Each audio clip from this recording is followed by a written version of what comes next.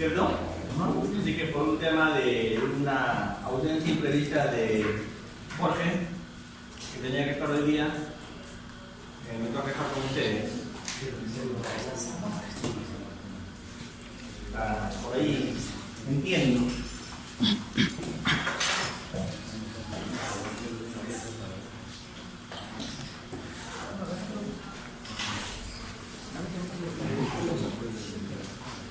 ¿Ya? Entonces, el tema que estaba pendiente, a ver, coméntenme para no pisar lo que ya ha tocado Jorge. El tema que estaba pendiente era la investigación en delitos de crimen organizado, de investigación preparatoria y de investigación preliminar, ¿no? ¿Sí? ¿Está pendiente? ¿O no? Cuéntenme, ¿qué estaba pendiente? Eso, ¿verdad?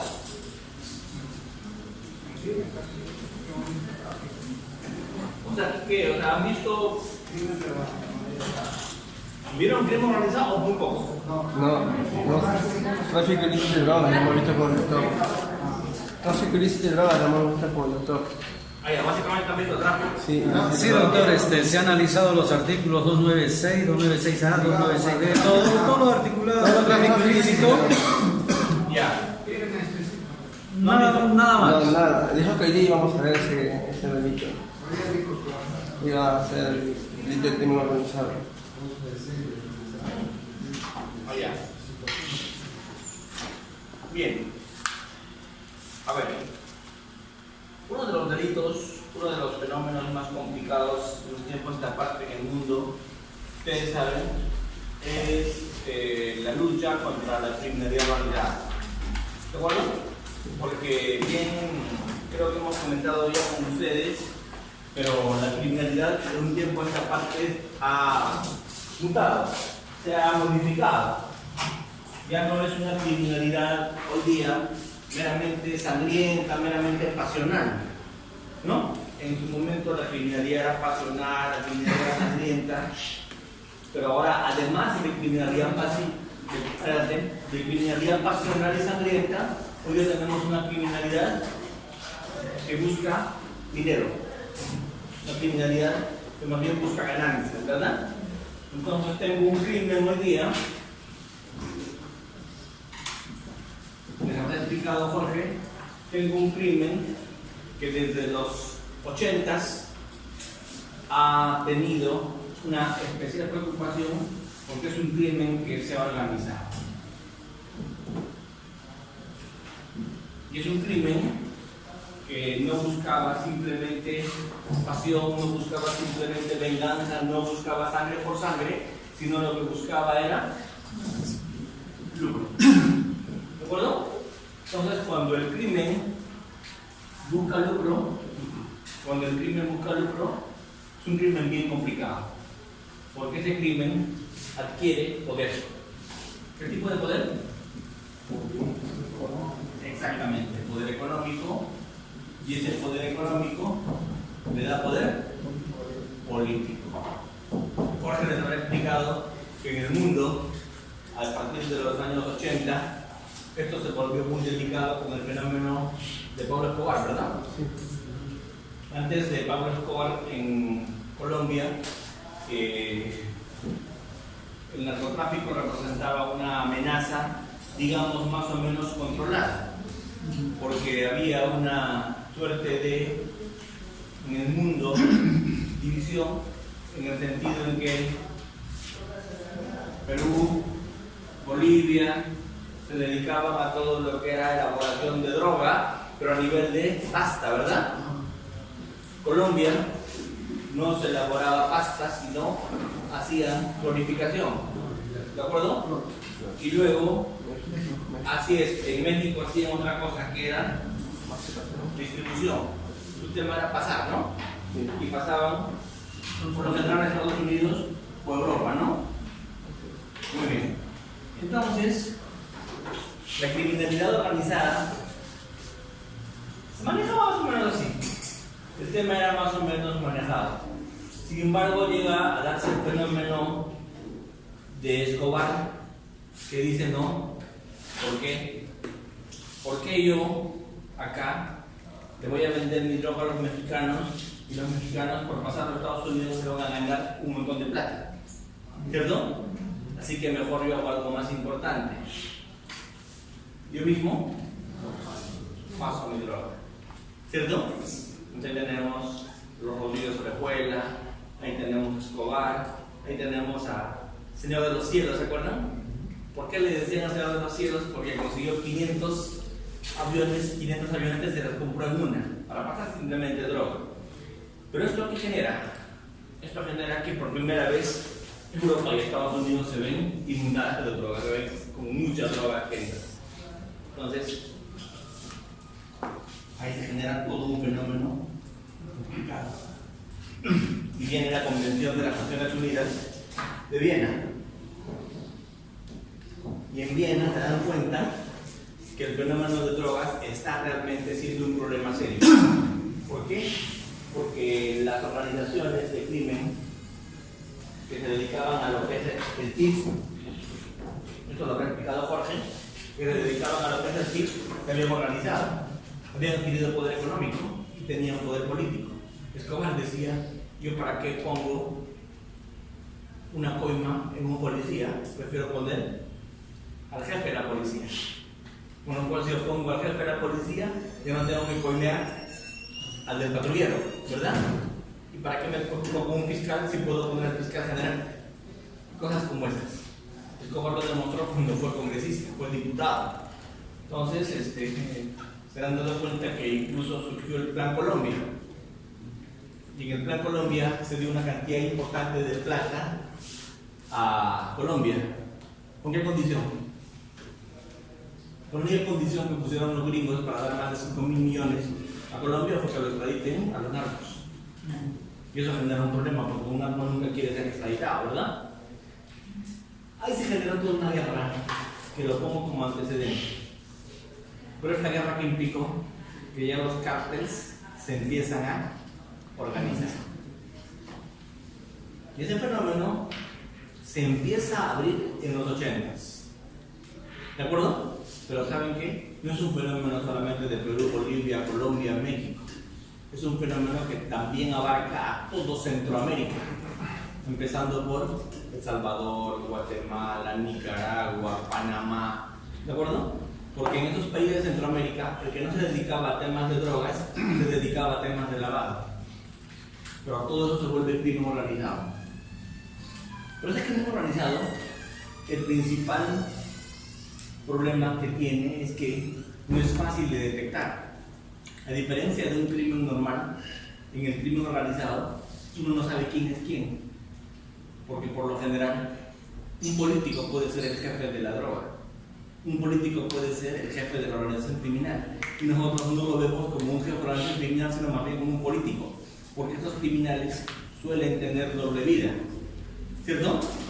Entonces uno los identifica como postulante al Congreso, como alcalde, como gobernador, como próspero empresario, pero en realidad puede que sea en realidad jefe de un cártel. ¿De acuerdo? Entonces esa criminalidad no es fácil de combatir por todo eso. Hace poco hemos visto que condenaba al Chapo, ¿no? El Chapo es el jefe del cártel de Sinaloa, no Tijuana, de Sinaloa. El Chapo es el jefe del cártel de Sinaloa. Un tipo muy sanguinario, ¿cierto? Ahora, el fenómeno criminal nunca está solo. Miren, si hay TIF, automáticamente tiene que haber lavado. ¿De acuerdo? Y si hay TIF y hay lavado, es obvio que hay corrupción. Hay lavado de corrupción, ¿cierto? Tienen que haber sicarios, tienen que haber bandas, clases. Y ellos que van a generar, aunque parezca mentira, van a generar otro tipo de delitos, extorsiones, secuestros, ¿cierto? Robos, sicariatos, ¿no? Entonces la criminalidad siempre nace junta. ¿Cuál fue el error que se cometió en el año 1978 en la Convención de Viena? El error que se le cometió no haber visto este fenómeno. En Viena, en el 88, los más de 100 países que se reunieron, lo que vieron fueron esto. TID, como problema. O sea, miraron con un solo ojo. Creyeron que el fenómeno que realmente alarmaba el mundo y afectaba el mundo era el crimen organizado relacionado con TID. Por eso es que la Convención de Viena se llama Convención, ¿cierto?, del crimen organizado en delitos de tráfico ilícito de drogas. Porque a los países, a los más de 100 países, no se les ocurrió que esta criminalidad era más fuerte que drogas, simplemente. No se les ocurrió que drogas venía con lavado, venía con corrupción y venía con todos los demás delitos. Era un paquete completo. Es decir, tenías este fenómeno que venía completo, ¿cierto? Y había un autor que yo siempre lo recuerdo. En ese tiempo yo estaba en la universidad. No me acuerdo tanto de todo esto que había pasado, porque yo lo viví cuando estaba en la universidad. Yo ingresé a la universidad, a la Facultad de Derecho, en el año 87. ¿Ya? Y cuando yo ingreso, estaba en auge Escobar. ¿Ya? Y en el año 88 llegó mi primer curso de Derecho Penal. Y cuando llegó mi primer curso de Derecho Penal en el 88, mi profesor de penal trae un libro que había publicado en México y en Europa, un español, Silva Sánchez. Hoy día es famoso. En ese tiempo no era muy famoso. Hoy día es famoso. ¿Quién no conoce a Silva Sánchez hoy día, verdad? Un español que en ese tiempo, en el 88, escribió un libro que se llamó La expansión del derecho penal. ¿No? Y les cuento esto porque no me puedo olvidar lo que viví en ese momento en la universidad. Mi profesor de Derecho Penal trajo el libro de Silva Sánchez llamado La expansión del derecho penal. ¿Y qué decía Silva Sánchez en ese libro, La expansión del derecho penal? Decía lo mismo que estoy diciendo yo ahorita. La criminalidad se está expandiendo, se está organizando, ya está actuando, sí, con poder económico y con poder político. Está poniendo gobiernos, está infiltrándose en el Congreso, está manejando países, está transnacionalizándose. Ya no es una criminalidad local, es una criminalidad globalizada. ¿Perdón? Y Silva Sánchez dijo algo muy cierto. Dijo, esta criminalidad, así como va yendo, es cada día más difícil de combatir, si no imposible de combatir. ¿De acuerdo? Entonces Silva Sánchez decía algo que provocaba la risa de mi profesor de penal. Él se reía y decía, este diagnóstico de Silva Sánchez de que la criminalidad se está difundiendo, de que la criminalidad se está globalizando, de que se está organizando, que se está volviendo poderosa, es cierto, decía. Le creo, pero lo que no me parece es su solución. ¿Qué solución daba Silva Sánchez? Silva Sánchez decía, a esta criminalidad hay que combatirla, no con el viejo derecho penal, porque el viejo derecho penal no alcanza. Tengo que cambiar principios, tengo que cambiar dogmas en materia penal. ¿De acuerdo? ¿Y qué decía Silva Sánchez? Si con el viejo penal a esta criminalidad la combato, la criminalidad me gana. ¿Qué tengo que hacer? Flexibilizar principios, atenuar principios, cambiar estrategias. ¿Entiendes? Y el profesor decía, ¿cómo se van a flexibilizar principios? El principio de legalidad es el principio de legalidad, el principio de lesividad es el principio de lesividad. ¿De acuerdo? ¿Cómo se van a flexibilizar garantías? De lo contrario, esto se volvería una dictadura, etcétera, etcétera, etcétera, etcétera. Pero hoy día, ¿qué nos hemos dado cuenta? Que lo que decía Silva Sánchez como única alternativa de solución a este fenómeno se tuvo que llevar a la práctica. Hoy día, ¿qué tenemos? Tenemos delitos donde el principio de lesividad ha pasado a un segundo plano. Miren, asociación ilícita para delinquir, delito de peligro abstracto. La gente, ¿cuándo es condenada? Cuando se agrupa ¿para qué? Para cometer delitos. Ni siquiera has empezado, ni siquiera es tentativa. Simplemente es asociado. Ya, delito, ¿verdad? ¿Cómo se llama ese delito? Delito de organización criminal. Hoy día, ex asociación ilícita para delinquir. Pregunto, en nuestros viejos tiempos, los actos preparatorios no delinquían, ¿verdad? ¿Desde cuándo había delito? Desde tentativa. Pero hoy día no. Hoy día es delito el marcaje, es delito el reglaje, es delito la tenencia de armas. ¿Y eso qué es? Actos preparatorios, ya es delito, ¿ven? Con lo cual, lo que se hacía sin batalla se cumplió. Los principios del derecho penal se tienen que flexibilizar, se tiene que modificar, se tiene que cambiar el principio de legalidad. Ya no es algo como un dogma fijo que tiene que haberse afectado al bien político para que se castigue, ¿no? ¿Qué más decía Ciudadano? Decía, tienen que hacerse nuevas estrategias. Miren, antes, ¿cómo se perseguía el fenómeno criminal? Persiguiendo a los delincuentes, ¿verdad? Hoy día ya no es una solución perseguir delincuentes, porque cuando persigues delincuentes no afectas a la criminalidad. ¿A qué hay que perseguir hoy día? Al patrimonio. Hay que perseguir su plata. Si le persigues su plata y le quitas su plata, lo derrotas. Pero si no le persigues su plata, el crimen no se debilita. Solo te mando. Sí, la plata. Entonces, ¿ven? Otra forma. Segundo, técnicas especiales de investigación afectando derechos fundamentales. Ejemplo, miren, técnicas de investigación que afectan derechos fundamentales: allanamientos, intervenciones de comunicaciones, observación y vigilancia, ¿cierto? ¿Ustedes creen que antes estaba pensado hacer eso?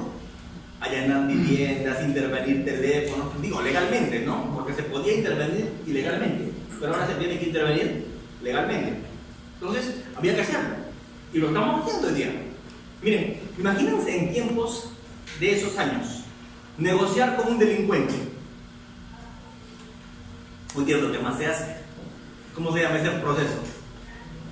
Colaboración eficaz. Hoy día casi todo el crimen organizado, colaboración eficaz. ¿Y qué estamos haciendo? Negociando con un delincuente. ¿Y para qué negociamos?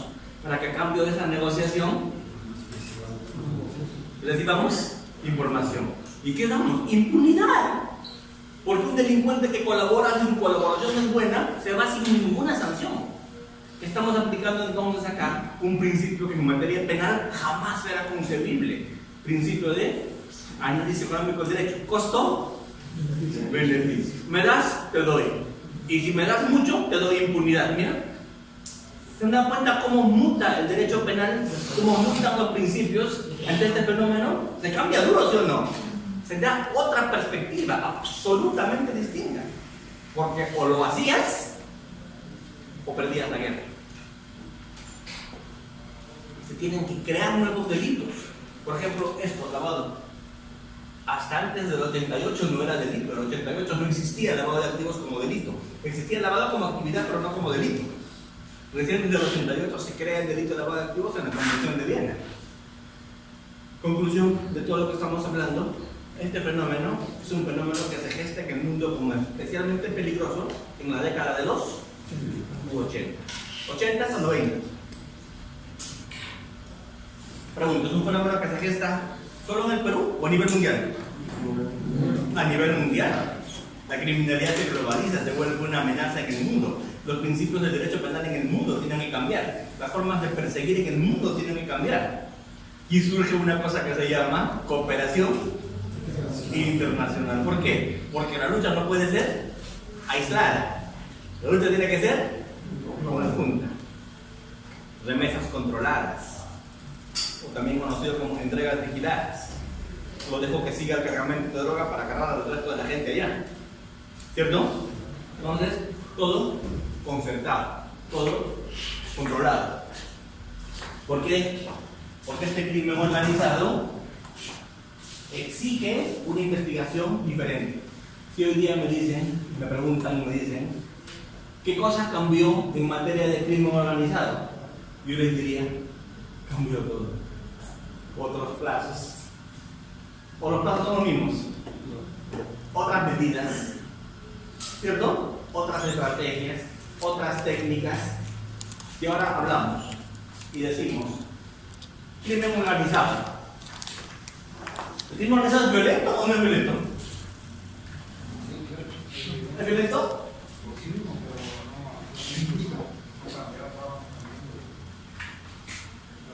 Hay crimen organizado muy violento. Miren, el crimen organizado muy violento es el que tiene que ver con esto. Contigo. El crimen organizado muy violento es el que tiene que ver con ¿qué? con extorsión, con trata, con robos, con secuestros, ¿cierto? Pero este crimen organizado que tiene que ver con corrupción, que tiene que ver con lavado, no es un crimen violento, es un crimen muy discreto, muy solapado, muy de cuello y corbata, muy perfil bajo, pero igualmente lesivo, igualmente dañino. ¿O me equivoco? Hasta más. Vamos, ustedes han visto, bueno, Odebrecht. ¿Odebrecht es crimen organizado? ¿O no? Internacional. ¿Qué país se ha salvado en Latinoamérica de su poder de corrupción? Ven. Pregunto, Odebrecht, seguramente Odebrecht empezó en su momento como una empresa dedicada a realizar actos lícitos. Pero alguien podría dudar hoy día que Odebrecht es una empresa criminal. Odebrecht es una gran asociación ilícita para delinquir. O sea, perdónenme que lo diga, pero yo no creo que Odebrecht sea una empresa que es usada para cometer delitos hoy día. Yo no creo. Yo creo que Odebrecht empezó siendo una empresa tal vez lícita. En el camino, una empresa que fue usada para cometer delitos, pero hoy día ya es una organización criminal. Yo no digo con su nombre. ¿Me entienden? Pregunto, ¿en el Perú han habido organizaciones criminales peligrosas? ¿De temas de corrupción, de lavado? No. Sí. ¿Se me ha olvidado de Orellana? No hemos tenido. Completamente estructuradas, completamente jerarquizadas, completamente divididas, que funcionaban a la perfección, ¿verdad? ¿Cómo funcionaban? Como empresa. Yo pregunto, ¿estas organizaciones criminales tienen registro de sus miembros? ¿Saben cuántos miembros son? ¿Saben? Sí saben. ¿Saben cuánta plata tienen? También, pero ¿saben cuál es la diferencia? Con una persona jurídica normal, que no inscriben en registros públicos sus estatutos, que no tienen su padrón de personas, ni le pagan seguro social. ¿Me entienden? ¿O si le pagan seguro social? ¿Y su contabilidad? ¿Tiene su libro contable? ¿Pagan impuestos? ¿Ven? Es diferente. Tienen otro tipo de lógica. Como me decía Jorge, cuando conversaba con él me decía, Fran, ¿tú crees que una organización criminal tiene miembros que cometen errores? ¿Creen o no? Y una empresa también, ¿verdad? Pero ¿cuál es la diferencia de una organización criminal con una empresa cuando alguien comete un error? En una empresa te despiden, ¿verdad? En una organización criminal te despachan. ¿Qué te van a despedir? No hay dos oportunidades, ¿cierto?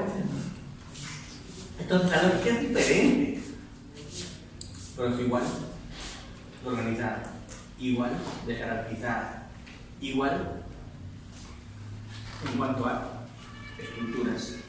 Hoy día ya no hablamos de una organización criminal que tiene jefes. ¿Ustedes qué creen? Que cuando tumban al jefe se acabó la organización.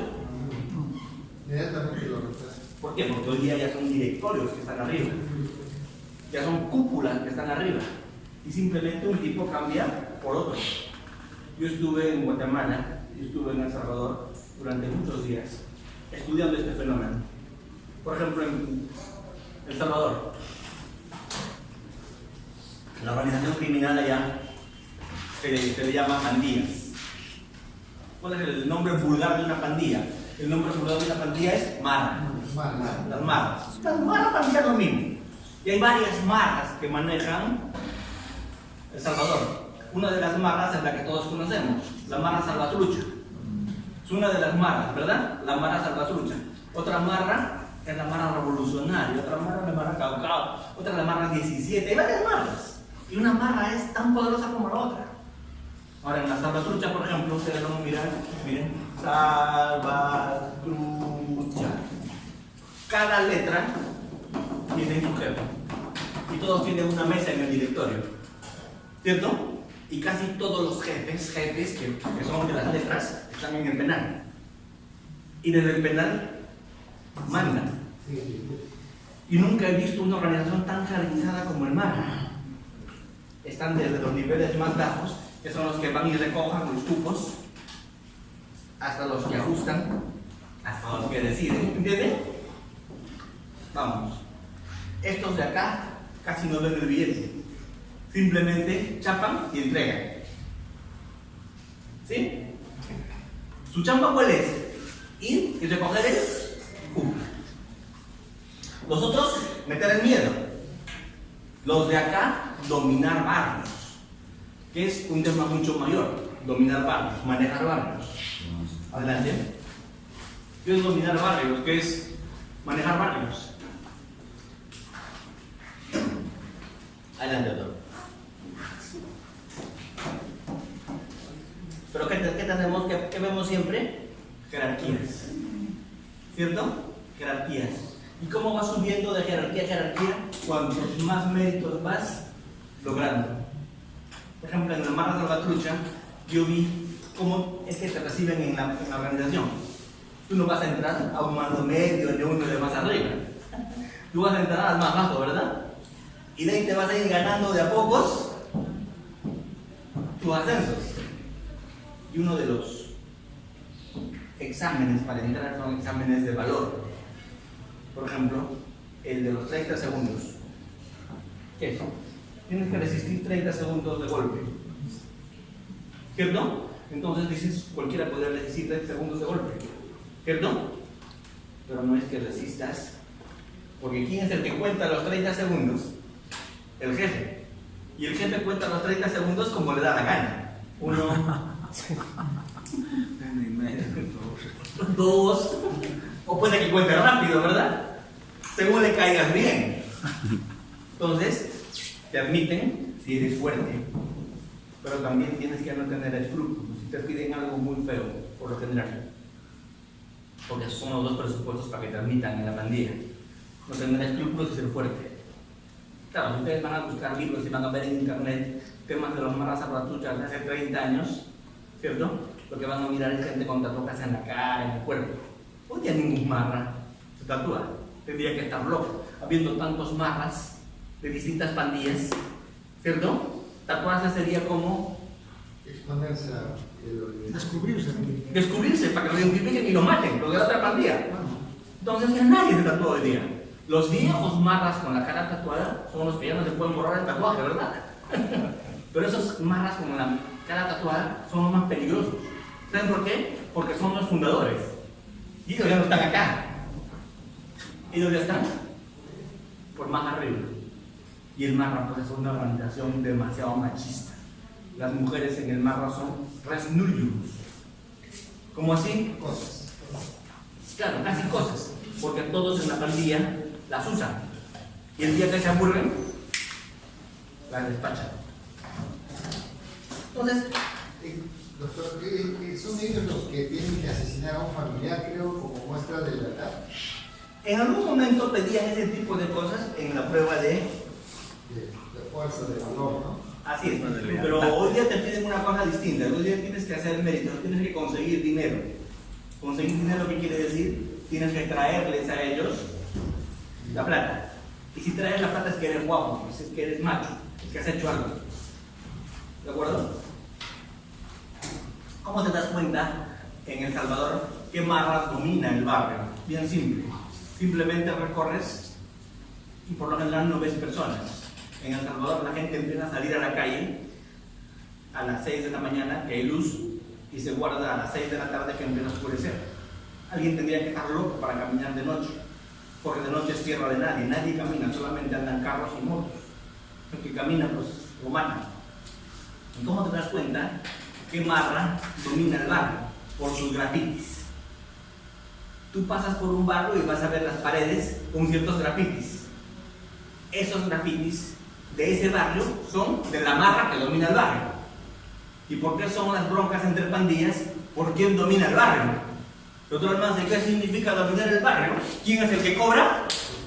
El cupo. ¿Quién es el que cobra? La renta. Le llaman seguridad. ¿Y o pagas o te largas o te mueres? Entonces, ¿qué hace la gente? Paga. Y si no quieres pagar, te largas. Y automáticamente la marra tiene una casa más. ¿cierto?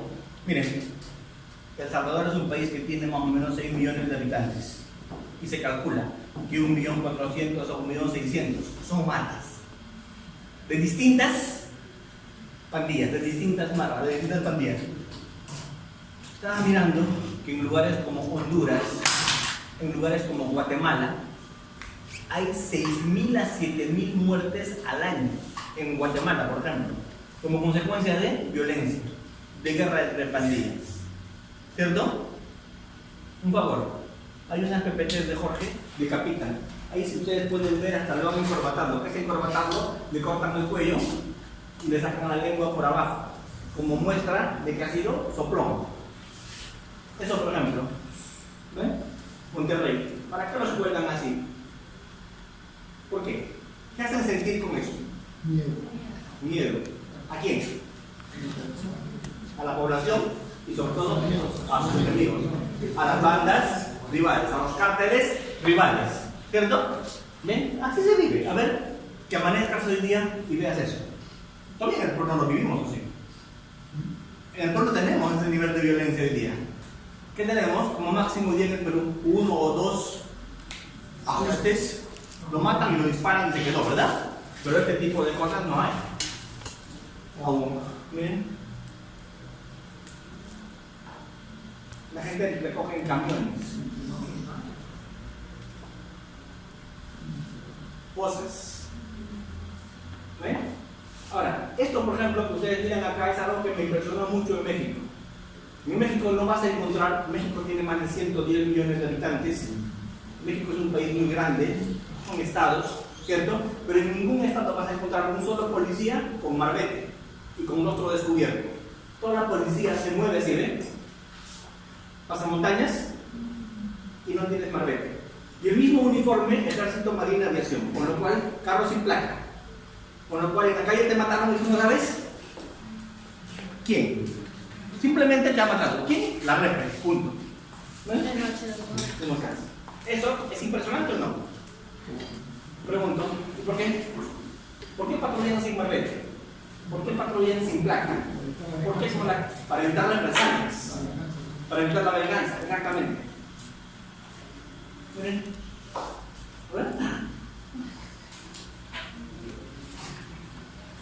Eso es crimen organizado. Hay un videito que no tengo tiempo, pero me gustaría pasarlo.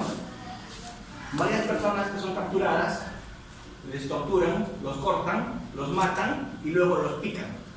Y luego les ponen una suerte de sustancia que atrae a los buitres. Se abren y vienen los buitres por cientos y cada buitre se lleva un pedazo. Y eso filman ¿para qué? Para llevarle al jefe y decirle, misión cumplida. ¿Ven? Por decenas.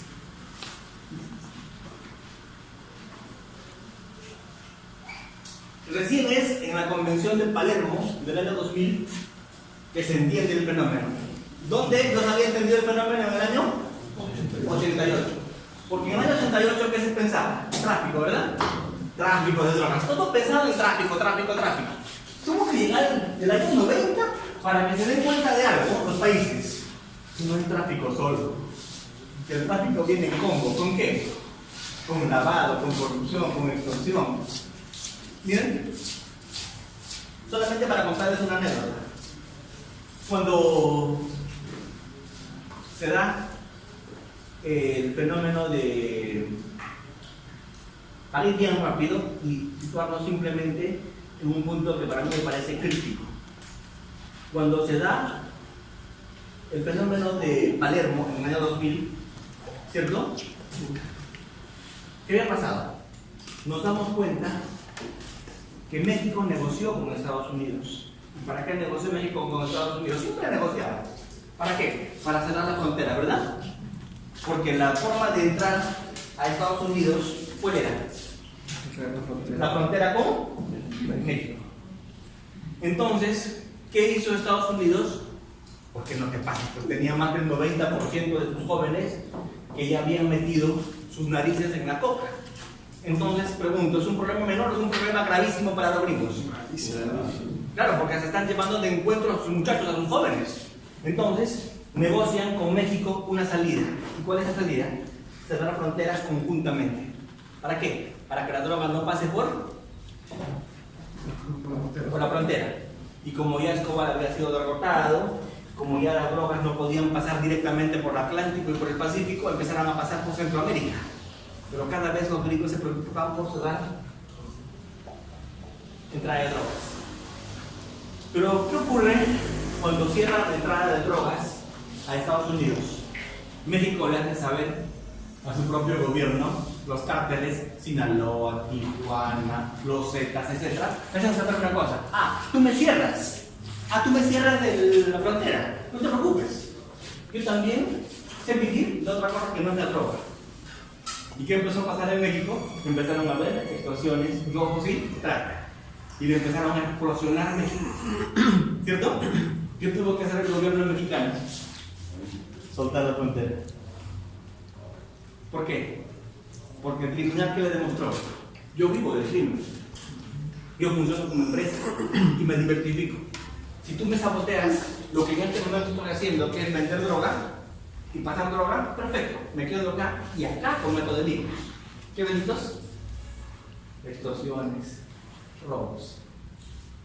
Entonces, esto queda claro en Palermo, porque en Palermo se piensa ya en una organización criminal como un grupo organizado, estructurado de 2 o más personas, ¿cierto? Con ciertas características que hoy día ya son muy flexibles. Le estoy hablando de la Convención de Palermo del año 2000. En el año 2000 en Palermo se decía permanencia delictiva, se decía estructura jerarquizada, alcance nacional, fuentes de apoyo. Hoy día ya no se habla de permanencia delictiva, porque las organizaciones criminales hoy día ya no nacen para permanecer, sino nacen para cometer delitos con cierta periodicidad y luego hasta pueden desaparecer, mutarse o fusionarse. Ya no hay que una organización que nace para ser eterna, no. Nace para tener cierta continuidad. La tiene y se puede diversificar. Doctores, las empresas ¿se liquidan? ¿Se fusionan? ¿Cierto o no? Lo mismo pasa con las personas jurídicas que con las bandas criminales, con las organizaciones criminales. Entonces esos son criterios que cada vez se van flexibilizando. El tema, por ejemplo, del caso en Tijuana. El caso Tijuana es un caso peruano. En el Perú se juzgó un tema llamado el caso Tijuana, ¿recuerdan? Con los narcos que cayeron, pues los narcos que tenían que ver con el cártel de Tijuana. Ahora, vamos. Ustedes dirán, el cártel de Tijuana, el cártel de Juárez, el cártel de Sinaloa, ¿tiene que ver en el Perú? Por supuesto que tiene que ver en el Perú. Sus miembros a veces vienen al Perú a operar. ¿De acuerdo? Y en el Perú también tienen sus representantes. Pregunto, el representante del Perú, del cártel de Sinaloa, ¿conoce al Chapo? ¿Se ha entrevistado con el Chapo o ni se conocen? Pero son una organización criminal. Es como, recuerdan el terrorismo. En el tiempo del terrorismo, el que mataba la célula de aniquilamiento, ¿conocía a su mapa? Así funciona. No se conocían entre ellos, solamente la célula. Un compartimentaje. Exactamente. ¿Y por qué? Porque eso que te asegura que si cae alguien, Ya no echamos más. así es, ya no sigues avanzando en la organización. Entonces, esta organización criminal en el Perú se regula por primera vez con esta ley, con la 30.077. ¿Cierto? Esta ley, la 30.077, es la primera ley en el Perú, ¿cierto?, que regula este fenómeno. ¿Pero cómo le llama? Organización, agrupación de 3 o más personas que se reparten tareas, que tienen una estructura determinada y por un tiempo indefinido. Funciona para cometer delitos. Esta es nuestra primera ley que se ocupa específicamente del crimen organizado. El decreto, perdón, la ley 30.077, que es la primera ley en el Perú. ¿De acuerdo? Ya luego, por temas de competencia, el PJ empezó a sacar directivas, empezó a sacar resoluciones administrativas. ¿Para qué? Para entender qué caso era de competencia y crimen organizado y qué caso era fiscalías y juzgados comunes, ¿no? Entonces acá tenemos estas normas que empiezan a regular ese tipo de cosas.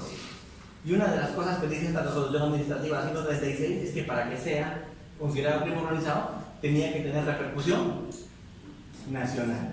A ver, voy a poner un ejemplo. La red Orellana, ¿solo se movía en Lima? ¿O se movía a nivel nacional? ¿Dónde sacaba sus acciones de habeas corpus, sus amparos? ¿En Pucallpa? ¿Dónde? En Huancayo. ¿Ven? Entonces, así es, tenía repercusión nacional. ¿De acuerdo? Sus efectos, sus delitos, sus daños se cometen a nivel nacional. ¿De acuerdo? Muy bien. ¿Hasta acá se está entendiendo? Pregunto, ¿este fenómeno criminal es simple o es complejo? ¿Muy complejo o más o menos complejo? Muy complejo. Entonces, conclusión, no se puede este fenómeno enfrentar con el viejo proceso penal, con el viejo derecho penal, con las viejas técnicas de investigación. ¿De acuerdo? El crimen organizado se toca y se investiga y se persigue de manera distinta. Primero, con nuevos delitos. Cuando digo nuevos delitos, es volviendo delito lo que antes era impensable que sea delito. A ver, mira, ponte. A ver, no estoy burlándome, pero ¿en qué consiste el delito de organización criminal ex asociación ilícita para delinquir? Varias personas nos reunimos, ¿cierto? ¿Qué ejercemos? Un derecho constitucional, ¿cierto? ¿A qué? A la reunión. Y luego, cuando nos reunimos, ejerciendo un derecho a la reunión, pensamos, otro derecho, libertad de pensamiento. ¿Qué pensamos? Cometer delitos. Ya está. Ejercer los derechos fundamentales ya es delito. Reunirse y pensar, ¿qué es delito? Doctor, pero si no hemos cometido nada, suficiente, porque es un delito de peligro abstracto. No tienes que haber empezado a cometer, basta que te pongas de acuerdo. Ahí se cometió el delito. Con lo cual, adelantamiento total de la barrera punitiva a una fase interna. Fase interna. Inter criminis, fase interna. Lo último que falta es que hoy día el pensamiento del Inca, pero a nivel individual, el pensamiento del Inca a nivel grupal. ¿Cierto? 2. Te pones a hacer actos preparatorios, a marcar, a hacer reglajes, otro delito. ¿Qué delito? Marcar. Y que jueguen concurso con organización criminal. Con lo cual, si te asociaste, ya cometiste un delito. Haces marcaje o reglaje, cometiste otro, ¿verdad? ¿Ven? Entonces, se crean nuevos delitos. 2. Además de crearse nuevos delitos, obviamente trata, lavado, ¿cierto?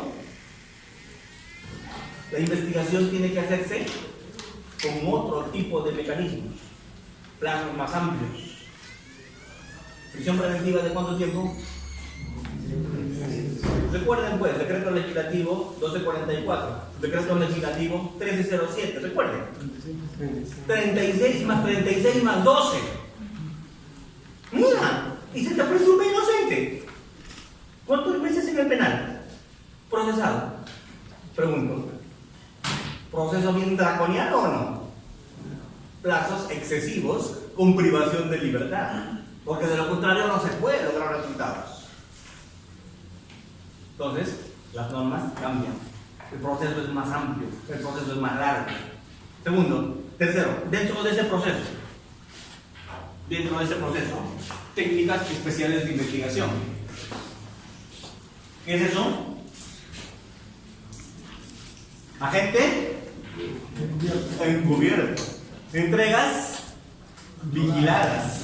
Entregas o remesas controladas. Agentes encubiertos. Técnicas especiales de investigación. Yo pregunto, ¿las organizaciones criminales infiltran agentes?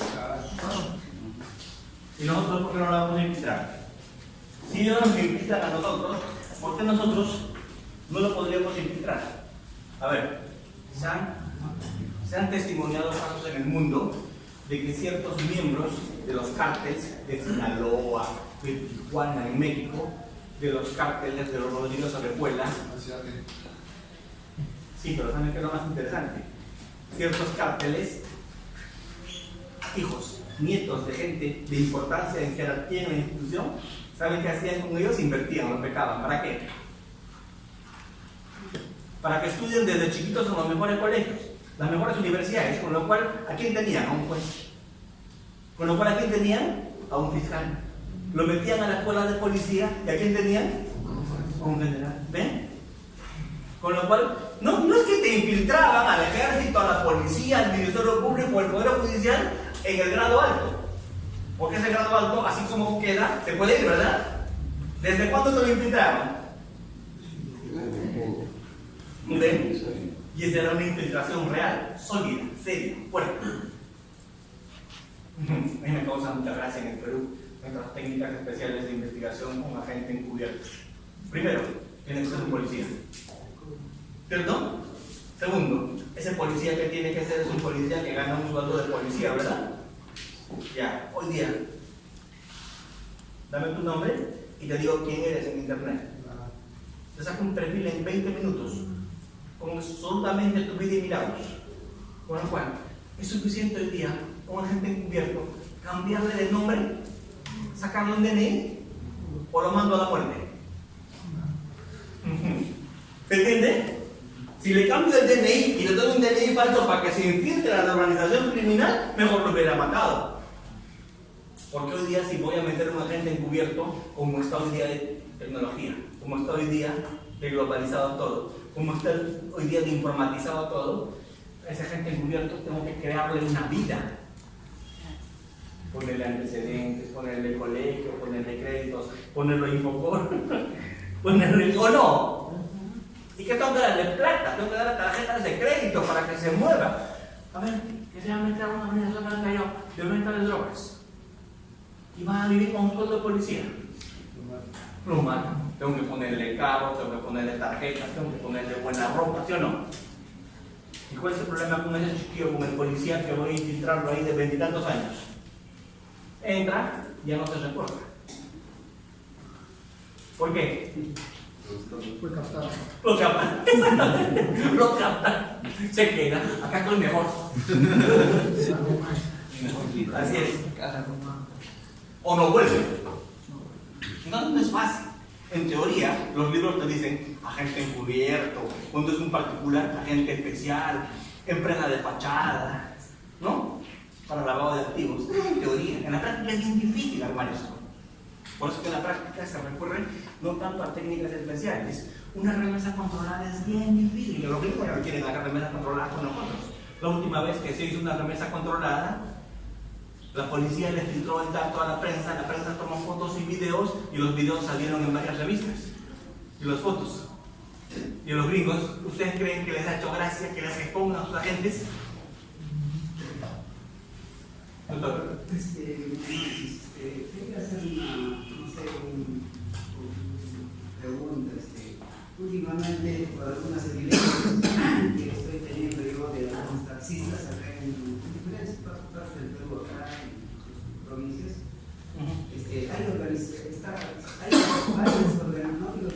varias organizaciones compuestas por los, ¿cómo se llama esto? Los policías que han sido dados de baja. De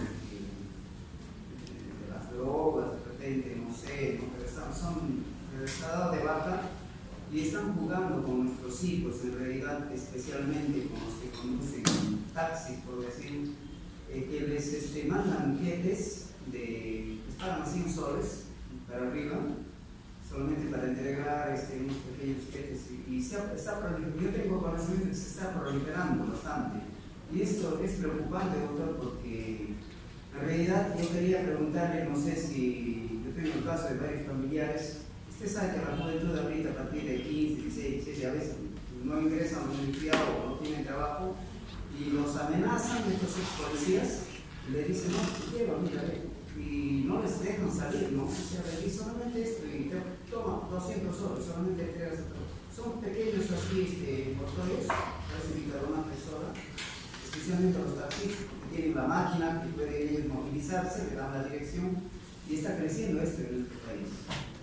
No sé, este delito, por decir, llegar a la policía, también creo que les amenazan que no identifiquen el nombre del ex policía, ¿no? Que está dado de baja. No sé qué cargos serán generales, serán coroneles, no sé, pues es una cosa preocupante. Lo que pasa es que, a ver, vamos a sin entrar el tema con alarma. En el Perú todavía estamos mirando brotes de crimen organizado. Yo no sería tan optimista como Prado Saldarriaga, porque Prado Saldarriaga dice que en el Perú no hay crimen organizado, en el Perú lo que hay son bandas criminales. No, yo no sería tan optimista. Yo diría que en el Perú ya tenemos crimen organizado, pero tenemos crimen organizado incipiente, en formación. No tenemos un crimen organizado de la talla pues, de Guatemala, de la talla de El Salvador, ¿cierto? De la talla de México, de Centroamérica o de Venezuela. Porque en Venezuela ya estamos empezando a creer que el Estado mismo ya es una organización criminal, ¿no? Ya se ha vuelto una organización criminal. Ese sí es un verdadero narcoestado. Claro. Entonces, ven, ya estamos empezando a tener eso. Ahora, en el Perú pueden haber brotes, que no es fácil, pues. Imagínate que mañana hagamos una reorganización en la policía. Y digamos, a ver, todo aquel policía que tiene medidas disciplinarias, que tiene tal baja, ¿cierto? Ya pregunto, ¿qué van a hacer los policías cuando salgan? ¿Qué crees? ¿Qué voy a propiciar? No es un fenómeno que no se puede tomar una decisión tan a la ligera, ¿cierto? Porque no se puede tomar una decisión muy simple. Vamos, cuando tú haces una cosa que se llama política criminal, y en Perú no hay expertos, te tienes que dar cuenta de una cosa, de que un fenómeno genera otro. A ver, ¿qué pasaría si yo mañana cierro San Jacinto, cierro los sitios donde se venden autopartes? Lo cierro. ¿Qué pasaría? Elimino la receptación, ¿verdad? Y al eliminar la receptación de autos en esas zonas, ¿cierto? Las autopartes empiezan a escasear. Y si las autopartes escasean, ¿el precio baja o el precio sube? El precio sube. Por lo tanto, ¿es atractivo robar autopartes o no? Hoy día no es tan atractivo robar autopartes porque hay tanto mercado negro de autopartes que los precios son bajos. Entonces el delincuente de quinta categoría hoy día te roba una autoparte, porque sabe que el espejo se lo van a comprar a 10 soles para venderlo a 50 o a 40. Pero ¿qué pasaría si yo hago esto, genero el otro efecto? Entonces la política criminal tiene que ser un enfoque global, de ver el impacto de lo que se decida. Porque yo hago una cosa, cierro acá y se abre allá. El ejemplo que le ponía de México, ¿se acuerdan? Cuando yo le decía, se cierran fronteras para que no pase la droga. Se recibe apoyo económico de Estados Unidos y a cambio, ¿qué pasa con México? Se incendia. Entonces, yo creo que este fenómeno lo tenemos que ver como un fenómeno. ¿Cuántos expertos en el Perú tenemos en política criminal? Pregunto, ¿los ministros que ponen los gobiernos de turno son gente que ha estudiado ese tema? ¿Conocen? ¿O lo que hacen es improvisar? Este es el gran problema, porque tomamos medidas de emergencia y cuando tomamos medidas de emergencia cerramos el caño acá y se vuelve a abrir por allá y si sale el agua por acá la tapa y se sale por allá o no. Sí. Porque no tengo un plan global de manejo de este fenómeno. ¿Y por qué no tengo? Porque es difícil o porque es bien fácil. El bien fácil es complicado. Esto es complicadísimo. Esto no es sencillo, ¿cierto? Vamos, doctores. Quiero que entiendan esto, este fenómeno no se puede enfrentar con técnicas normales. Ahora vamos a mirar, apóyame por favor con las diapositivas. Quiero que salgamos de acá por un segundo y volvamos a lo que yo quiero ver. Salgamos de ahí y entremos al otro tema. Mira, por ejemplo acá. Reales, ventas reales. Sí. A ver, ya. Bien. Vamos. Al crimen organizado yo no lo voy a poder perseguir ni le voy a poder investigar si no le quito su plata. Porque si no le quito su plata tiene combustible. ¿Cierto? Tiene combustible para seguirse moviendo. Tiene combustible para seguir corrompiendo. Tiene combustible para seguir asesorándose. ¿Ven? pero también tenemos que quitar su logística, sus armas, ¿de acuerdo? Sus bienes. Conclusión, no puedo combatir el crimen organizado solamente buscando personas. Tengo que buscar bienes. Y acá está. ¿Para qué? Busco bienes. Busco bienes porque me pueden servir como evidencia, ¿cierto? Los bienes que encuentro a veces me sirven como evidencia para que con esos bienes yo los incorpore como prueba en el proceso penal y pueda condenar. Segundo, objeto material para condenar. Tercero, los bienes me sirven para con eso indemnizar, pagar reparaciones civiles, ¿cierto? Los bienes también me sirven para comisarlos. ¿Qué es comisarlos? Que pasen al Estado cuando son de origen ilícito. Y por último, que ya está vigente hoy día, el decreto legislativo 1373, con su reglamento ahora 2 semanas está vigente, de pérdida de dominio. Ya hay una sala, ¿no? Hay un juzgado de pérdida de dominio, una fiscalía de pérdida de dominio, y este tema hoy día está ya corriendo, ¿cierto? Ahora, tenemos que hacer incautaciones como medidas de coerción. ¿Para qué? Para asegurar futuros comisos. Si no incauto, no voy a poder comisar. ¿De acuerdo? Bien.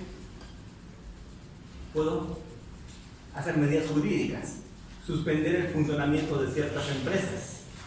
¿De acuerdo? A ver, no estoy criticando a nadie ni por nada, pero yo pregunto, ¿una persona jurídica que ha cometido delitos debería seguir operando? Complicado, ¿verdad? ¿Cierto?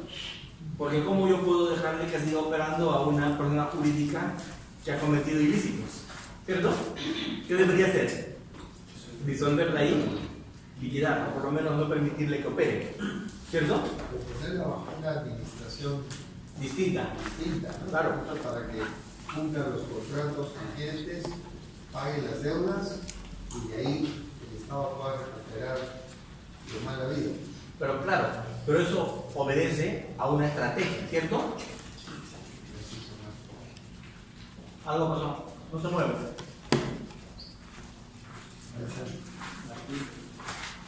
Y aparece parece organización criminal y eso. ¿Ven? Miren. Qué bonito, ¿no? Si vas a encontrar a un criminal, siempre vas a encontrar esto. Inmuebles, vehículos. Así es. ¿Cierto?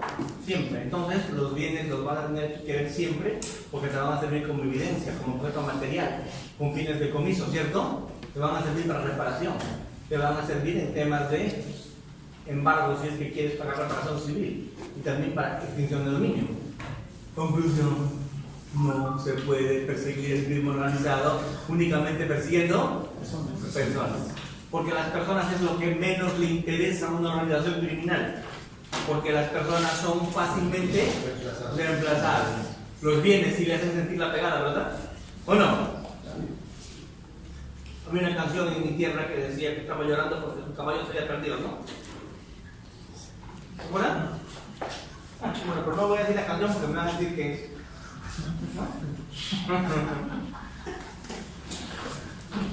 ¿Eh? Todos los bienes, miren estos relojitos de quién son. ¿Les digo qué? Bonitos los relojitos, ¿verdad? Pero no solamente chocas con el bien, sino también con tus frutos y productos, no se olviden. Escúchenme. Hay una cosa que es fundamental en bienes que lo tienen que meter en su cabeza y nunca olvidarse. Nunca puede haber algo lícito encima de algo ilícito. Si yo recibo una coima de 500.000, esa coima me la tienen que quitar porque es bien ilícito, ¿verdad? Pero si esos 500.000 lo meto al banco, también me quitan los intereses. Si esos 500.000 lo invierto en comprar una casa, me quitan la casa. Y si la casa la alquilé, me quitan la renta. ¿De acuerdo? Doctor Almanza, y si con la casa poseen casinos, los accesorios sigue la suerte del principal. No se olviden de eso. Vamos. Miren, armas de oro. Cosa increíble, ¿verdad? efectos, bienes, comiso es fundamental. ¿Cuál es la ventaja de la extinción de dominio ahora? Que ya no va a haber este comiso. Este comiso que era algo que venía junto con la pena, ¿verdad? Porque el comiso en el Perú siempre ha sido una consecuencia accesoria. ¿Qué quiere decir consecuencia accesoria? Que terminan el proceso penal, te condenan, y cuando te condenan, accesoriamente lo que están incautados te comisan. Es algo accesorio. Como la extinción de dominio, no tenemos que esperar a la condena. Empieza el proceso penal y paralelamente te hacen tu extinción de dominio. El proceso puede durar 5 años, 10 años, pero los 6 meses ya no tienes ningún bien. ¿Qué pasa con el Estado? Y el Estado doctor, y si el proceso penal te absuelve, ¿qué importa? El bien te han quitado porque eres culpable o inocente. El bien te han quitado ¿por qué? Porque no lo puedes justificar. ¿Te entiendes? Y te han absuelto indubio pro reo, favorabilidad. Pero el bien no tiene presunción de inocencia. El bien, muy bien. Vamos a verlo rapidito. A ver, el tiempo que tenemos vamos a ver lo más que se pueda. A ver, resumiendo lo que habíamos hablado. Habíamos dicho que el fenómeno del crimen organizado, ¿cierto? Tiene que tener una investigación especial. ¿Y por qué especial? Porque se tiene que abordar esta investigación con técnicas especiales de investigación. ¿Cuáles serán? ¿Qué técnicas especiales? Yo les dije, teníamos que trabajar con agentes encubiertos, con entregas vigiladas o controladas, ¿cierto? Teníamos que realizar procesos especiales. Por ejemplo, el proceso de colaboración eficaz.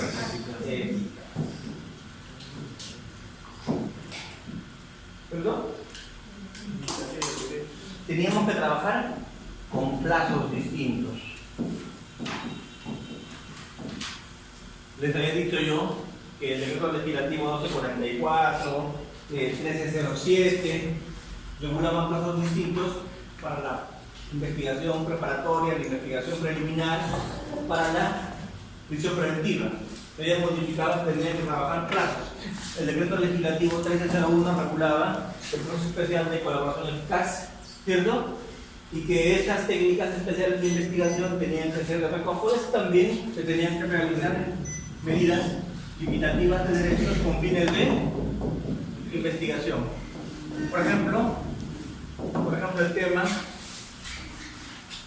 de las escuchas, de los óbices, ¿cierto? El tema de los señalamientos, tenían que realizar ese tipo de... ¿no? Entonces, conclusión, la investigación del crimen organizado no es una investigación común, es una investigación especial. ¿Por qué? Porque el fenómeno es complejo. Y la única forma de investigar y trabajar este fenómeno complejo es utilizando otro tipo de herramientas. Porque esta criminalidad no es una criminalidad convencional. Entonces tenemos que trabajar este tipo de figuras. Lo único que no habíamos mirado aún era el tema de la colaboración eficaz. Y el otro tema, les había dicho que también íbamos a mirar después del intermedio, era el tema de atacar bienes. Porque sin esta lucha contra la criminalidad solamente se busca personas, no se hace mayor mella. ¿De acuerdo? Se tiene que buscar los bienes. Esta tenía una frase. Todo tamaño. Claro. Sigue el dinero. Claro. Si sigues el dinero, vas a lograr neutralizar su motor, su combustible. ¿Cierto? Muy bien. En el Perú se quiso copiar un modelo que fue el modelo colombiano. En Colombia tenían un modelo de extinción de dominio. Este modelo colombiano de extinción de dominio era bien diferente a nuestro modelo. Nosotros teníamos un modelo de pérdida de dominio. con un decreto legislativo que todos recordamos, que es el decreto legislativo 1104, ¿cierto? Pero la extinción de dominio que había en Colombia era diametralmente opuesto, porque el modelo nosotros que teníamos de pérdida de dominio del decreto legislativo 1104 era un modelo residual. ¿Qué quiere decir? Que en el Perú la regla siempre fue, exactamente, en el proceso, decíamos en el Perú, en el proceso por el delito principal, por ejemplo, en el proceso por narcotráfico, en el proceso por extorsión, en el proceso por organización criminal, en el proceso por lavado de activos, lo que teníamos que hacer era incautar el bien, ¿cierto? O sea, en el proceso del delito fuente,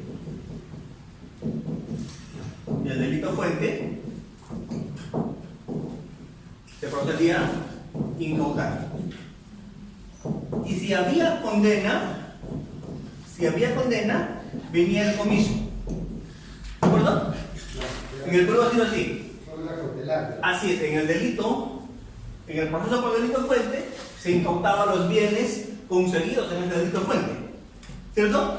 Y si había condena, había comiso. El comiso no era sino una consecuencia accesoria. ¿Por qué decíamos que el comiso era una consecuencia accesoria? Porque seguía la suerte del principal. Si había condena, había comiso. Y mientras tanto lo que teníamos que hacer nosotros era incautar. La incautación como medida cautelar. ¿De acuerdo? Muy bien. ¿Y qué decía el decreto legislativo 1104? Decía, si por alguna razón en el proceso por el delito fuente no se incautó, no se comisó, tenemos el proceso de pérdida de dominio, que era un proceso residual. Vamos, por ejemplo, en el proceso por el delito fuente no incautabas ni comisabas, ¿por qué? Porque el delincuente se murió. Se murió el delincuente, no hubo condena, ¿cierto? Extinción del proceso por muerte. ¿De acuerdo? O se sobreseó, o se absolvió. Y por último, no enteraste de los bienes, no te diste cuenta. No sabías que tenía bienes. Para esos casos, de manera residual, tenía el pérdida de dominio. Entonces, en el Perú, durante años, con el decreto legislativo 1104, ¿para qué era la pérdida de dominio? Era para aquellos casos en los cuales, durante el proceso, no lo podías incautar y comisar, el efecto,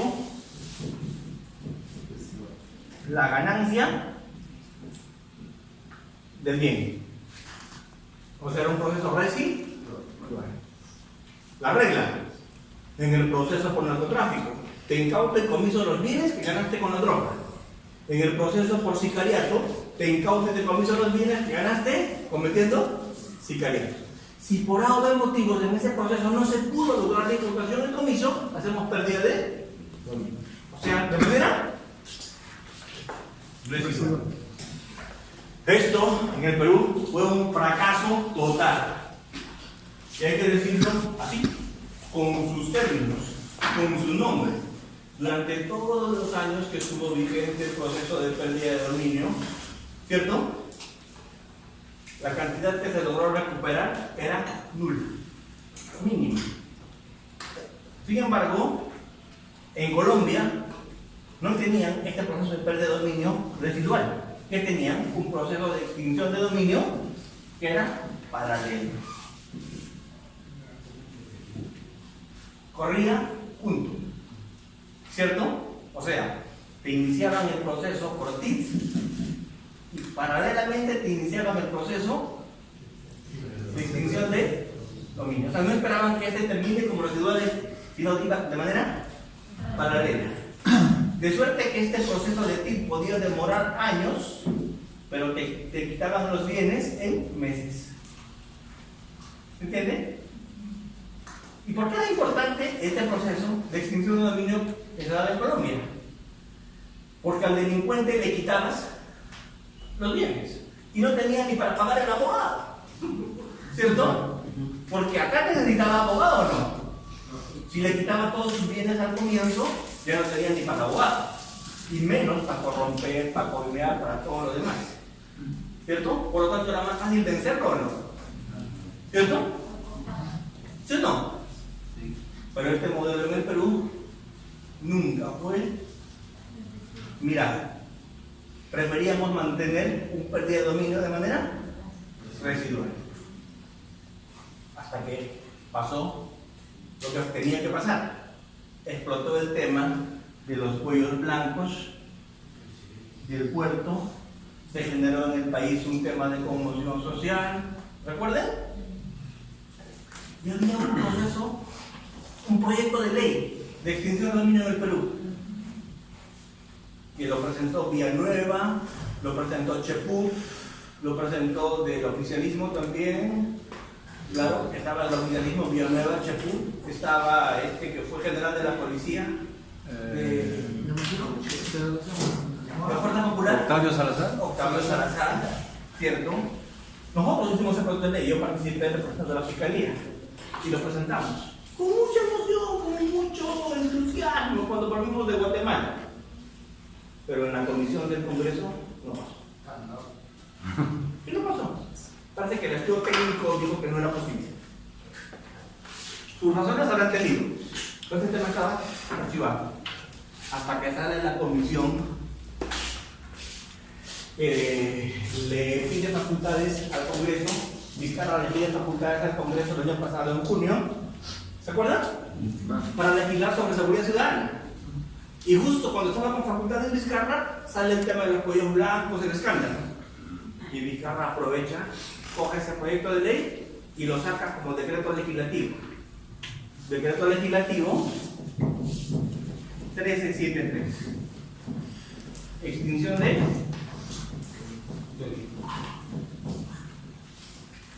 Y hace 2 semanas lo reglamentaron. Y el 1 de marzo entra en vigencia. ¿Cierto?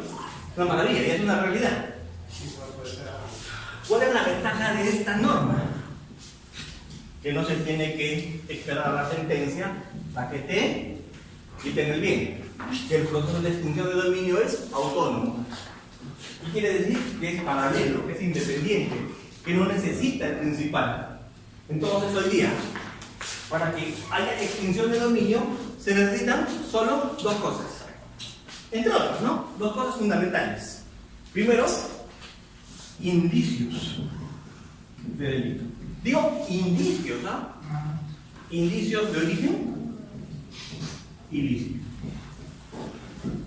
1. Y 2, que no se pueda acreditar el origen ilícito. Que no se puede acreditar el origen ilícito. El caso es bien simple. El doctor Juan Pérez tiene una casa, registros públicos, tiene un carro, tiene unas cuentas, ¿cierto? Todo esto la policía de pérdida de dominio, la Procuraduría de pérdida de dominio, que también se ha creado en la Fiscalía, ubica en una etapa que se llama indagación preliminar, ¿cierto? Ubica. Lo vinculan con cierto origen ilícito y el fiscal le interpone demanda de pérdida de dominio y le dan 30 días y le dicen: señor Juan Pérez, le damos 30 días para que nos acredites tú de dónde sacaste el bien.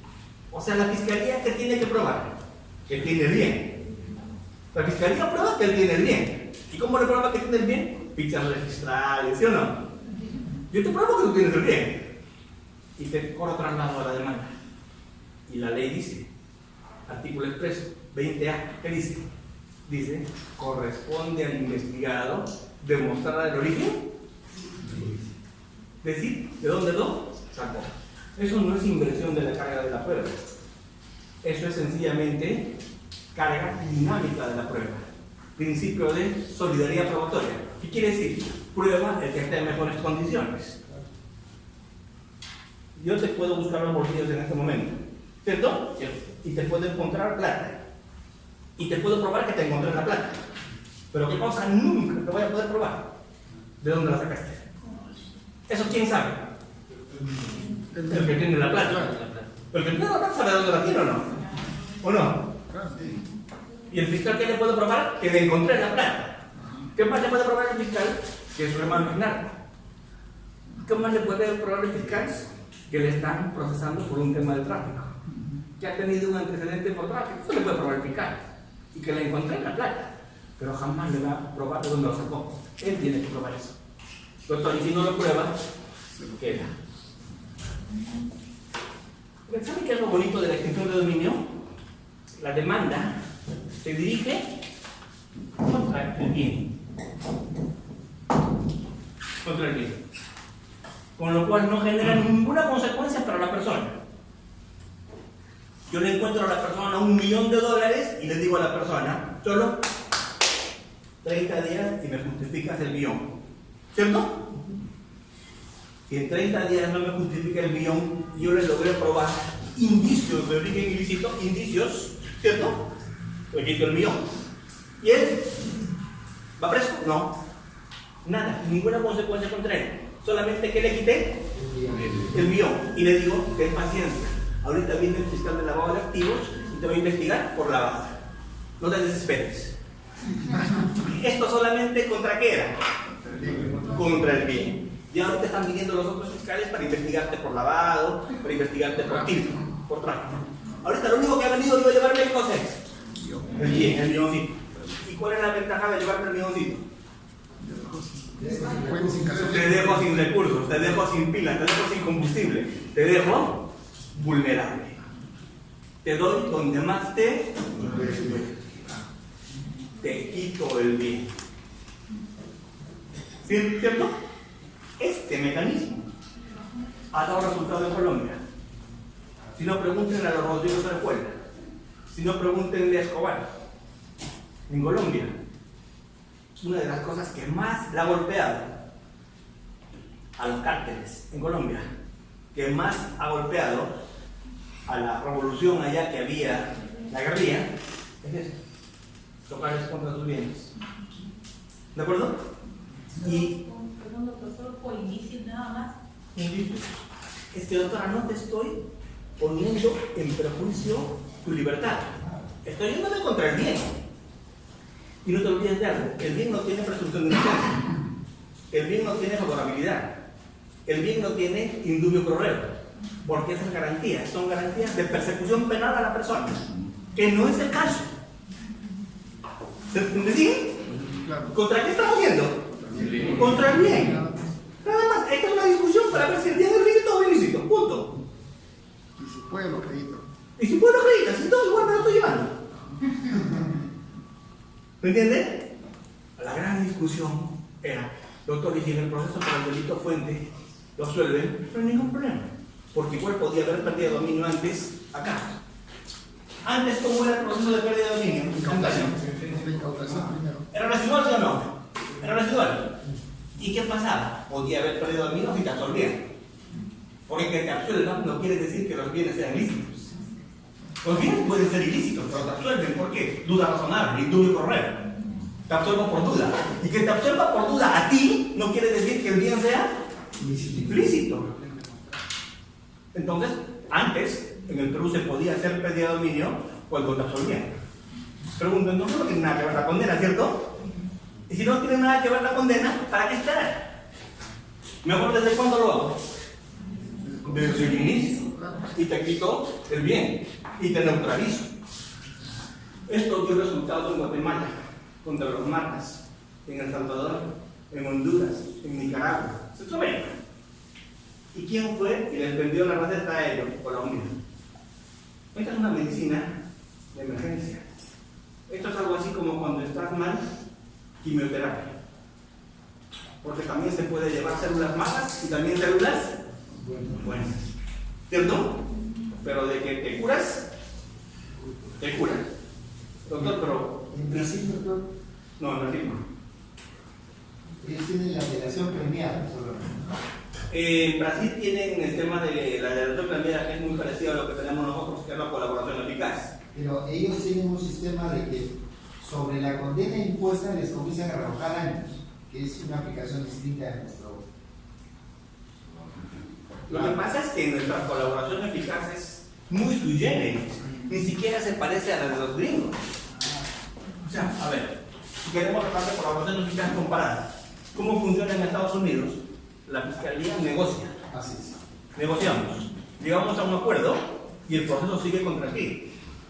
¿Y cuándo se decide tu suerte? El día que se decide la condena. En otras palabras, el juez puede que lo tome o puede que no lo tome. ¿En manos de quién queda la decisión? Del juez.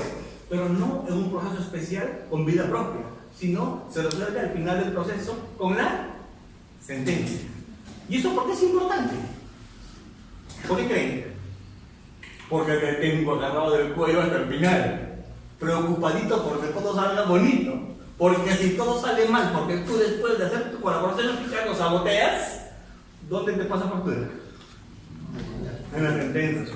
¿Eso es tenerte del cuello durante todo el proceso o no? Tú ya colaboraste, tú ya me diste, ahora te conviene que me vaya bien. Porque ¿dónde se va a ver si te premio o no? Al final.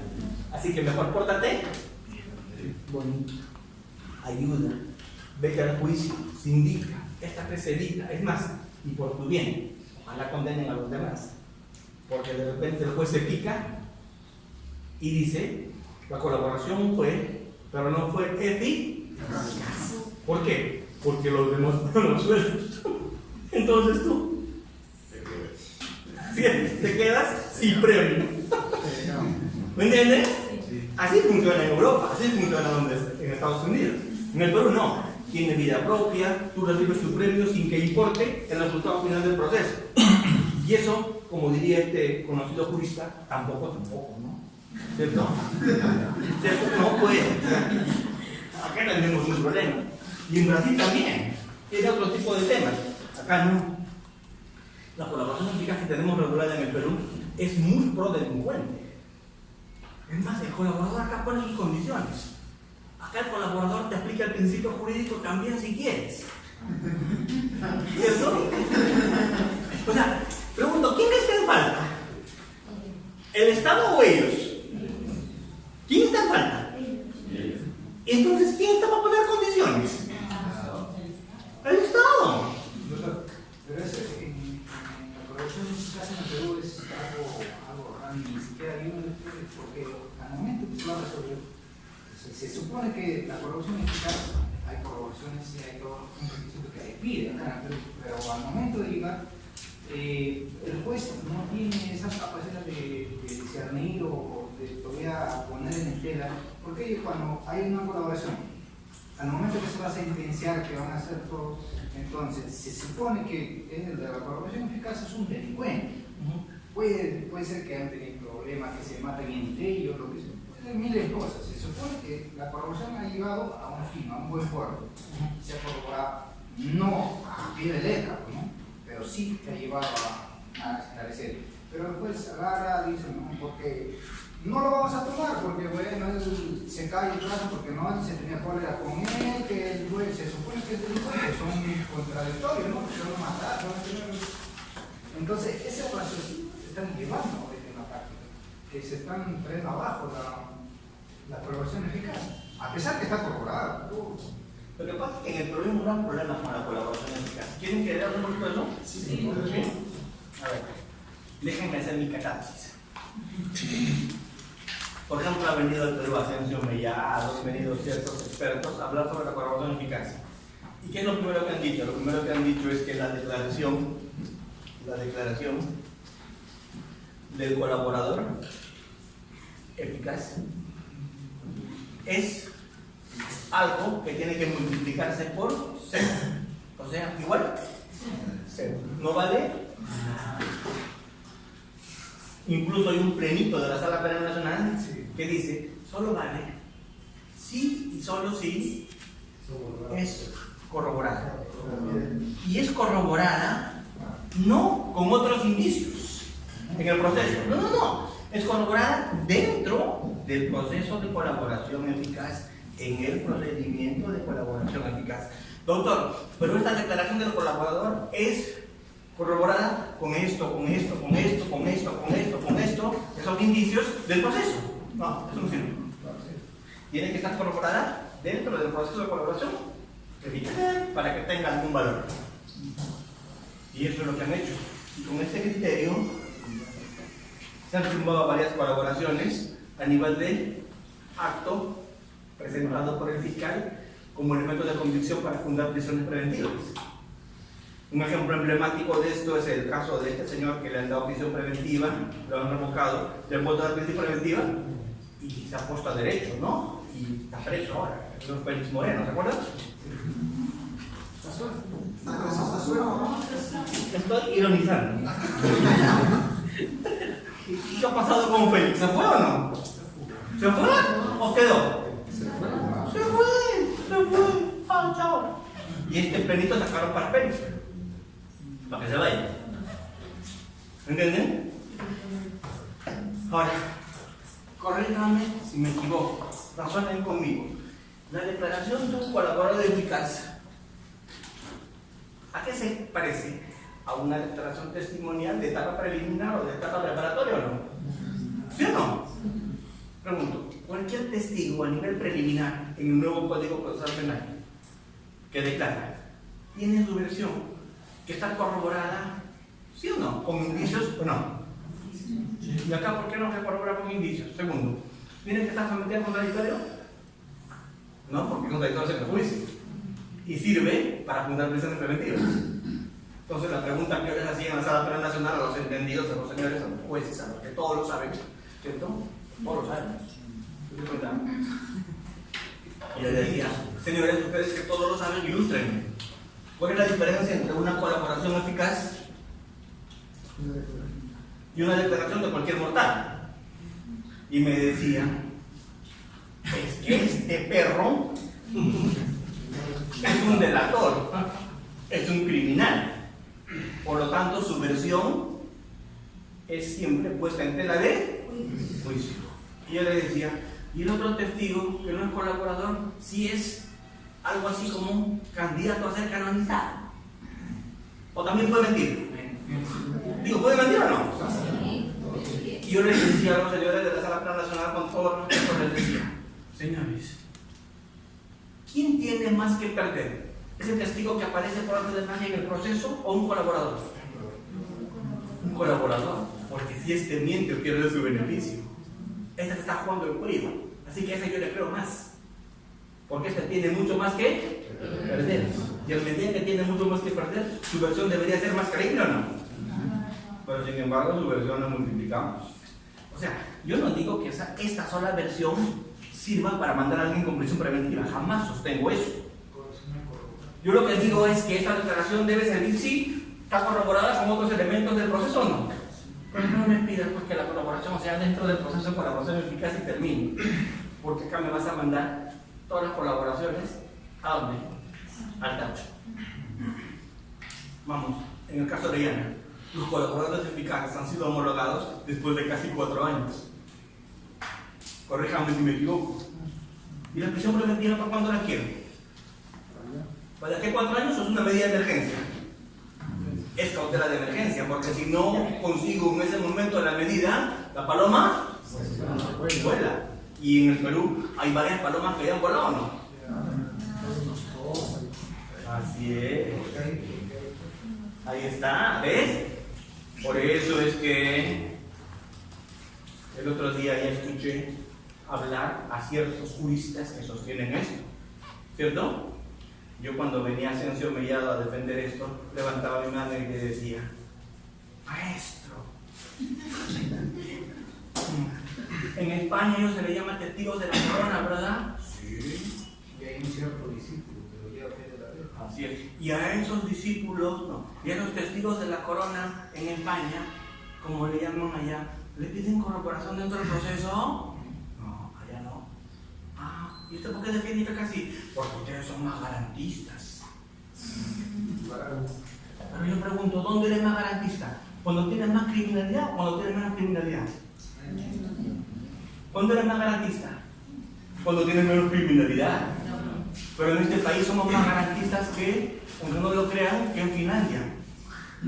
Somos más garantistas que en Dinamarca. ¿Cierto?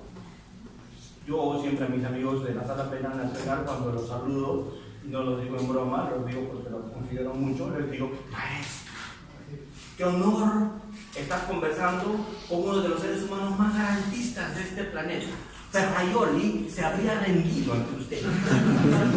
¿Cierto? Almanza, no te burles, me dice.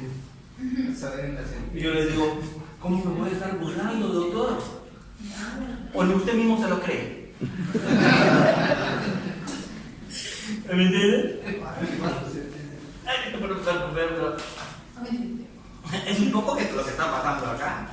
Pero alguien lo tiene que decir. Alguien lo tiene que decir. Y a estos garantistas les he escuchado decir que esa pérdida de dominio que se ha derogado en el Perú y se ha reemplazado por la extinción de dominio es inconstitucional. Y se están preparando las acciones de inconstitucionalidad.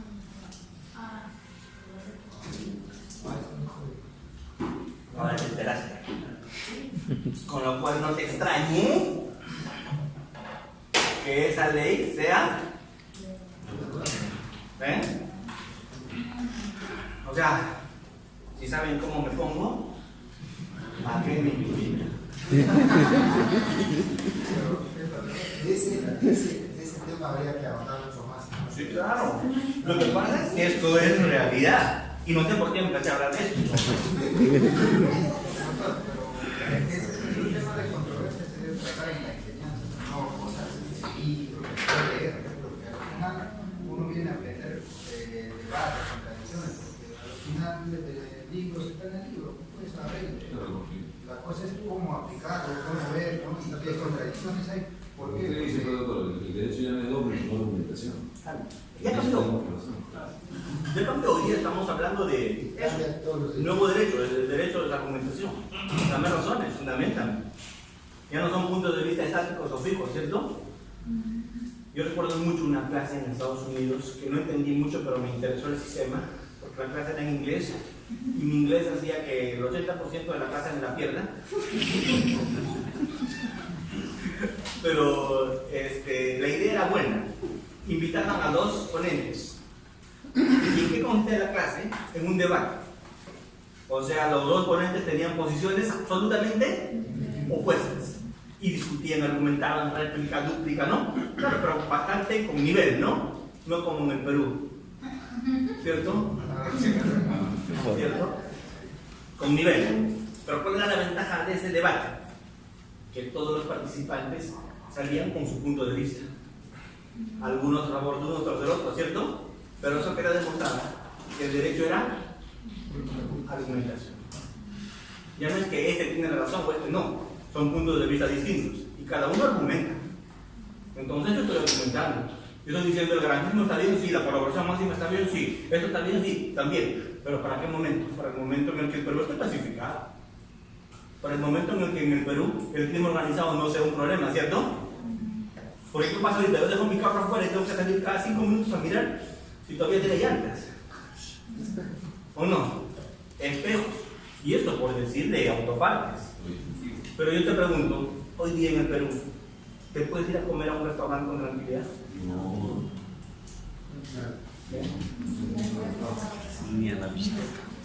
Entonces el Perú está, y eso, como yo les decía cuando empezó la sesión hoy día, no es que, vamos, recuerden, miren, cuando se dio en el Perú el fenómeno del narcotráfico, empezando a funcionar en pared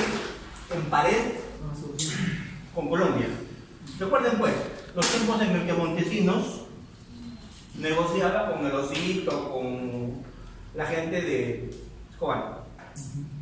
Versiones. El libro del Osito, versiones. ¿Cierto? Ya recuerden esos tiempos. Empezaba el Perú a ser un narcoestado. Recuerden Vaticano, ¿cierto? Terminamos con Ceballos. Recuerden. ¿Lo dijeron? Sí, claro. Y no quiero mencionar otros casos porque los estoy llevando, ¿cierto? Pregunto. En ese tiempo, ¿qué fenómeno empezó a aparecer? Empezó a aparecer el fenómeno de las extorsiones, del sicariato, de los cupos y los secuestros en Trujillo, en Chiclayo, ¿sí o no? Es un fenómeno del año 2000 más o menos. ¿Con eso qué les quiero demostrar? Les quiero demostrar que nunca la criminalidad camina solo con TID. El TID que jala, lavado. El TID y el lavado jalan corrupción. Cuando hay TID, lavado y corrupción, el país se conmociona y estas organizaciones se diversifican y automáticamente empieza a haber extorsiones, cupos, trata, inseguridad, minería ilegal y se globaliza, ¿verdad? Y no es un fenómeno aislado. Y es real. Y eso ha pasado en todo el mundo. Y en el Perú está pasando. Lo que pasa es que no nos queremos dar cuenta. Queremos todavía ver este fenómeno como un fenómeno aislado. No, las drogas caminan solas. ¿Las drogas caminan solas? Sin drogas hay corrupción. Y hay lavado. Y los narcos tienen sus sicarios. Y los narcos trabajan con los terroristas. ¿No hemos visto en el Perú? ¿Quién le daba en el huella a la seguridad? ¿Cierto? ¿Qué nos han demostrado los mexicanos? Los mexicanos nos han demostrado que cuando les quitan fronteras también saben secuestrar, también saben extorsionar. ¿Qué pasó en Guatemala? Cuando pusieron políticos, los políticos se dedicaron a robar. Porque la única condición que le dieron los narcos a los políticos que le financiaban campañas para que suban al poder era: déjame chambear, neutraliza a mi rival. Y a mí, déjame chambear. Y lo que tú hagas con el país no me interesa. Por eso es que cuando con Villanueva me tocó viajar a Guatemala y con un grupo de representantes que fuimos, ¿cierto? Había caído el gobierno allá. Estaban 14 ministros presos. Y estaban congresistas presos. ¿Y saben qué era lo alucinante? Que se creían tan poderosos que ni siquiera se habían tomado la molestia de tener testaferros, y a cada uno le estaban quitando con extinción de dominio 70, 60 inmuebles. ¿Se imaginan lo que habían robado? Con lo cual, el narcotráfico, ¿con qué va de la mano? Con la corrupción, ¿cierto? ¿Y saben qué? Las mejores tiendas de ropa, de autos, en Guatemala. ¿Por qué? Porque ahí tenían dos clases sociales, como en todo Centroamérica. Los que tienen mucho, que son los narcos y los corruptos, ¿cierto? Los lavadores, y los que no tienen nada, que son los de extrema pobreza. Si hay una cosa en esas sociedades es que no hay clase media. O eres de abajo, o eres de arriba. Acá está menos del 5%. Y abajo está más del 95%. No miren Venezuela. Miren Honduras. ¿Qué hacen ellos? Prefieren irse y morir en el camino antes de quedarse. ¿Sí? Querían hablar de crimen organizado, esto es crimen organizado. Y en el Perú no lo estamos viendo con la cabeza. Ya no nos están tocando la puerta. Ayer, bueno, pues, en una ocasión, Sí. más o menos a fines de los años 90, o sea, hace 20 años atrás, por más o menos, ya con la cuestión del narcotráfico, ¿no? Terrorismo y todo eso, en Trujillo, el crimen realmente estaba organizado. Porque, por ejemplo, un equipo de policías allá, había mucha denuncia por extorsión, ¿no? Entonces, un equipo interviene a unos sujetos en un negocio, ¿no? Y intervienen cobrando un cupo, ¿no? El sujeto inmediatamente la persona que dice: un momentito, somos una empresa. Yo no soy ningún delincuente, soy una empresa. Acá está mi talonario de boleta. Con boleta, ¿no? Y está la suma de la su boleta y me está pagando por servicios generales. O sea, con boleta, por toda la ley. Yo soy una empresa, señor. ¿Y usted también sabe qué hacer una empresa, señor? No, yo presto seguridad. ¿Qué seguridad? Si usted recién acaba de llegar. No, pero él me paga, él sabe que está seguro. Así. Es una forma elegante de y eso ya era en lo que se hace más de 20 años sea, ya el crimen estaba organizado, legalizado, ¿no? Digamos, insertado pues, en la parte legal, digamos, de la sociedad, con toda la legalidad. Y pegaban stickers. Claro, y eso, por ejemplo, cuando pasa en otros países se generaliza. Yo no sé si les conté a ustedes, pero cuando estaba en El Salvador hace más o menos 6 meses, 7 meses, en El Salvador, fue el viaje más humillante que tuve. Porque se supone que yo en ese momento estaba en una fiscalía común y tenía muchos casos de feminicidio, y habíamos trabajado con el protocolo de la criminalidad en la fiscalía un proyecto de garantes en feminicidio, y como en El Salvador había demasiados feminicidios, y nosotros vendimos nuestro producto como un producto eficiente, nos invitaron a explicarles cómo eran nuestros temas de prevención de feminicidios. Y cuando llegamos allá, nosotros no estábamos para enseñar, estábamos para que nos enseñen, ¿cierto? Porque ellos manejaban pues feminicidios de una escala. Nuestro feminicidio acá es nuestro feminicidio de odio con la mujer, es nuestro feminicidio machista, nuestro feminicidio doméstico, nuestro feminicidio de que la mujer quiere hacer lo que quiere y el hombre machista la mata, ¿verdad? ¿Cierto? Ya, pero el feminicidio en El Salvador no era ni por asomo ese. Ese era un feminicidio mínimo ya. El feminicidio era el feminicidio de la pandilla. El feminicidio en que la mujer es cosificada, que pasa por todos los miembros de la pandilla, de la marca, y el día que se cansan la matan y sin más. ¿Me entienden? O sea, la mujer vuelta un res nullius. ¿Me entienden? Entonces, eso es cuando hay crimen y pandillas.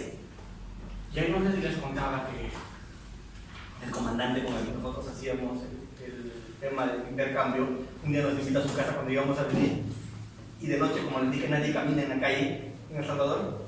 Vamos en su carro y va a su barrio, y llega a su barrio el señor comandante, jefe de sección, y baja las lunas y pone intermitentes, y le digo, ¿y por qué haces eso?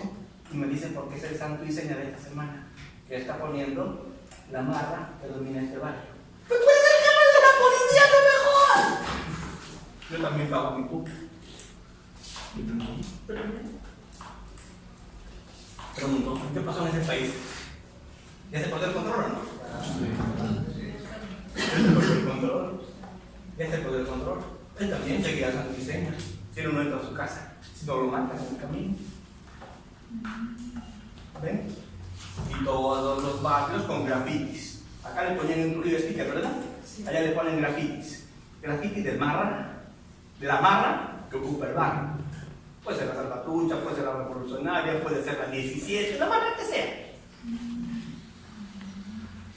¿Cierto? Y otra cosa es, doctor, por eso ellos crean una economía ficticia, una burbuja. Por ejemplo, un carro. Antes del año 2016, por ejemplo, ¿no?